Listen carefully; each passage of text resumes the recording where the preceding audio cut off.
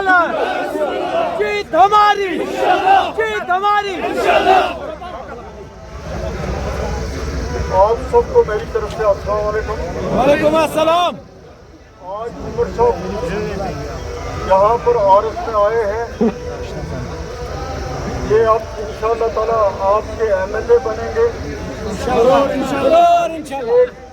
एक चीज़ जो है वो यहाँ पर फैलाई जाती है कि उमर साहब बाद में मिलेगा नहीं। सुनना मेरी बात, सुनना आराम से। उमर साहब अगर लोगों को न मिलता, अगर फारूक साहब लोगों के साथ राब्ता नहीं रखता, शेख साहब लोगों के साथ राब्ता नहीं रखता, तो गांधरबल वाले इनको आज तक वोट न देते। अगर ये न मिलते तो इनको वो फिर वोट न देते। तो शेर कश्मीर ने भी इस इलाके की खिदमत की, फारूक साहब ने भी इस इलाके की खिदमत की, उमर साहब ने भी इस इलाके की खिदमत की। ये MLA रहा आपकी हमसायगी में। इंशाअल्लाह ताला आपको कोई गिला इस मामले में नहीं रहेगा, उसकी जिम्मेदारी मैं लेता हूँ। आप और का कोई प्रॉब्लम होगा, कुछ होगा, मिलने में प्रॉब्लम आएगी, कुछ आएगी, उसके लिए मैं जिम्मेदार हूँ, साइम उस्मान जिम्मेदार है, ब्याज साहब सारी तंजीम जिम्मेदार है। इंशाअल्लाह ताला उमर साहब आपके साथ साथ रहेंगे। और जो ये PDP वाले आजकल इधर फिरते हैं, आज बोलते हैं हम आपका काम करेंगे, इनको बोलो जब 2002 से 2008 तक इनकी हुकूमत थी, फिर 2014 से 2018 तक इनकी हुकूमत थी, क्या इन्होंने आरस में कोई काम किया? कोई कैजुअल लगाया? तो इसलिए आज आपको टाइम आया है, आपको वोट के जरिए इसका जवाब देना है। और दिल्ली में BJP वालों को भी दिखाना है कि जो फैसला आपने 2019 में किया, हमको वो नामंजूर है। और वो वोट देकर आपने उमर साहब के हाथ को मजबूत करना है। इंशाअल्लाह, इंशाअल्लाह। उमर साहब आपका शुक्रिया करेंगे।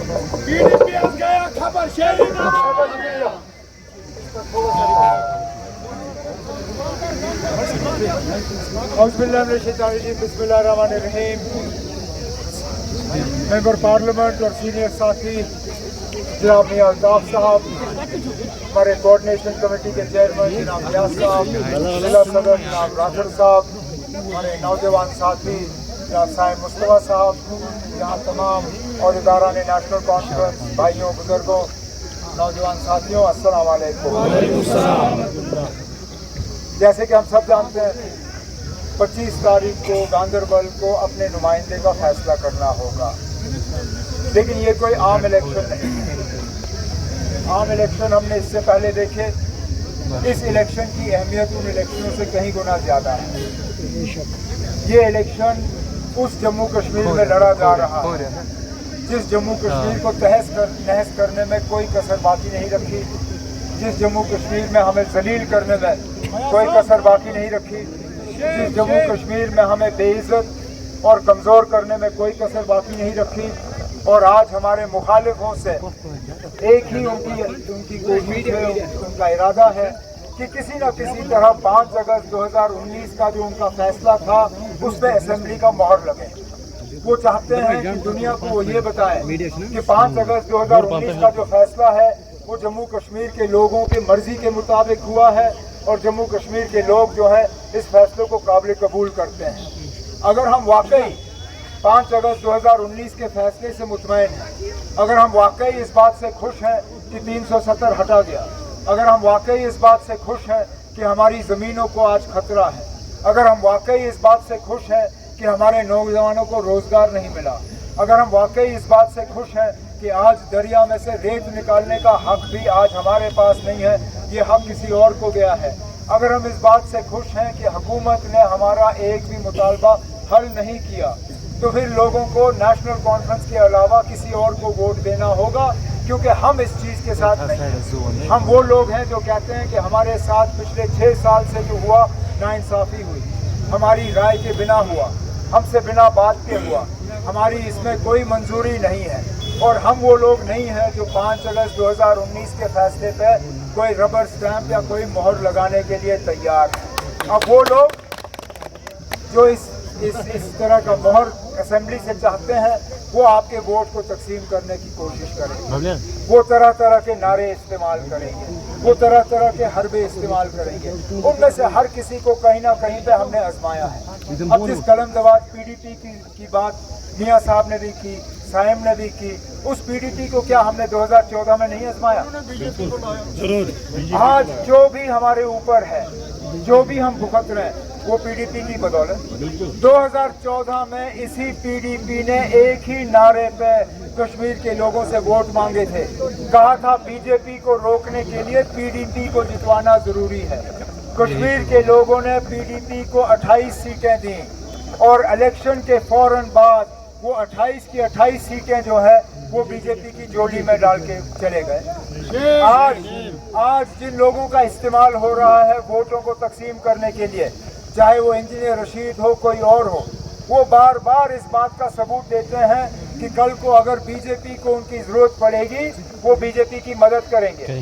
آپ جو انہوں نے ابھی آج وہ ABP چینل کو انٹرویو دیا ہے وہ سوشل میڈیا پہ ہے، اس پہ بالکل واضح طور انجینئر رشید صاحب سے یہ سوال پوچھا گیا کہ کیا الیکشن کے بعد آپ BJP کی مدد کرو گے؟ میں تو امید کر رہا تھا کہ اس کا جواب ہوگا کہ نہیں، لیکن اس کا جواب یہ تھا اور یہ سننے لائق ہے، اس نے کہا کہ الیکشن کے بعد میرے دروازے کسی کے لیے بھی کھلے ہوں۔ اگر ہم نے اپنے دروازے اس BJP کے لیے کھلے رکھنے ہیں پھر ہو جانے دیجیے ہمارے ووٹ تقسیم، پھر کرنے دیجیے ان کو اپنا پروپیگنڈا، کون یہاں کا ہے کون باہر کا ہے کون۔ دیکھیں میں آپ کو فی الحال تو صرف اپنی باتوں سے مطمئن کر سکتا ہوں، 8 اکتوبر کے بعد میں اپنے کام سے آپ کو مطمئن کروں گا۔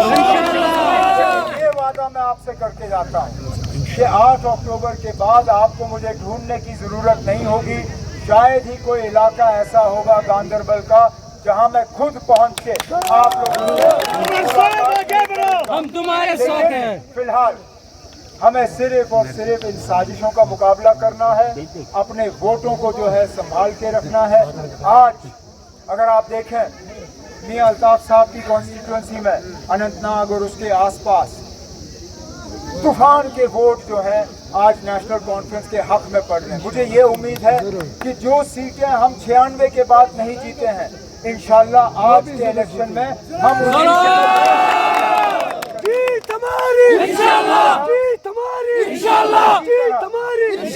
میری امید ہے کہ اس الیکشن کے بعد 8 اکتوبر کے بعد آپ مجھے MLA کے طور پہ اپنی خدمت اور نمائندگی کرنے کا موقع دیں گے۔ یہی میری گزارش ہے، یہی امید ہے۔ بہت بہت شکریہ، السلام علیکم۔